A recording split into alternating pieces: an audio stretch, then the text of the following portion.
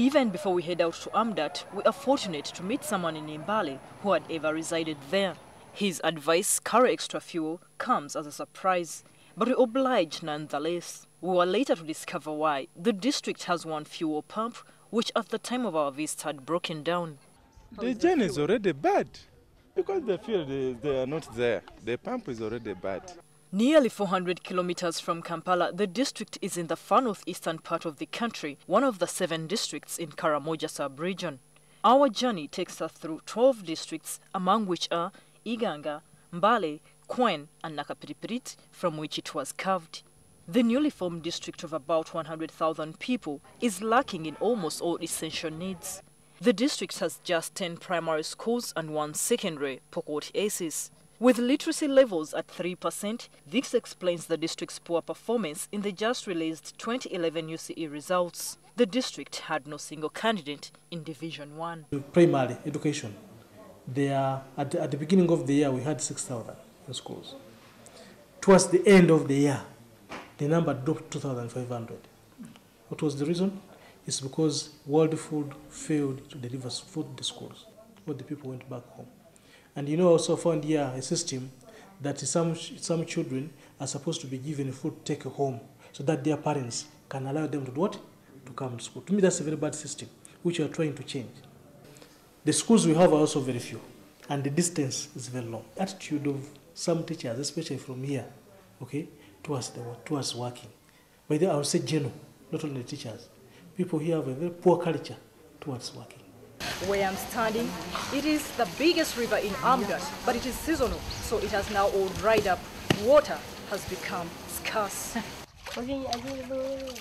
River Kanyangreng has dried up, but residents who have no other source of clean water dig through the sand to find some. They are going even to start migrating. That's the biggest problem, because they have to look for what? Both pasture and look for water.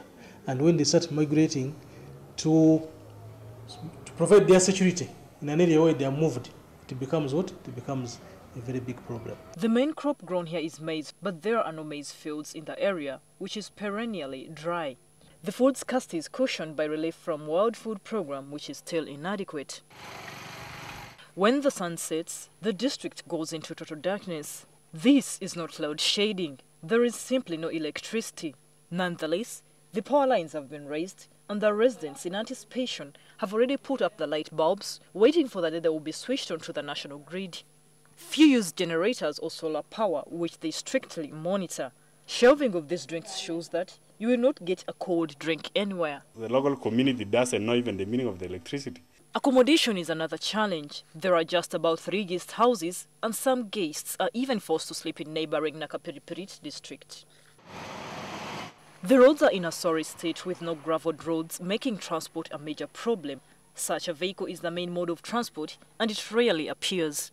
Taxis working within, we don't have even one. When it rains, these roads are too bad, and I find that vehicles don't move completely. We can fail to get even one vehicle in Amudat.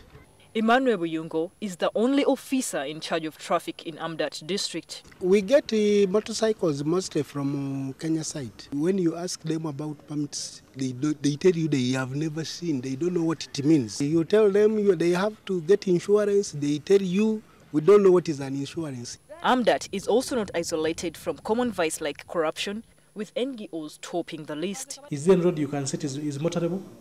No. Last financial year we received 700 million for roads, but not even a single road which is motorable. However, despite these many shortcomings, the district is at peace, unlike in the past when it was prone to cross-border cattle raiders.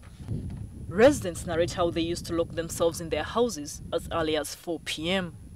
And I would say that's a very good achievement, because previously the NGOs and all the service providers, including civil servants, were using that one institute as a scapegoat, not deliver services, because they knew that nobody would come down and monitor.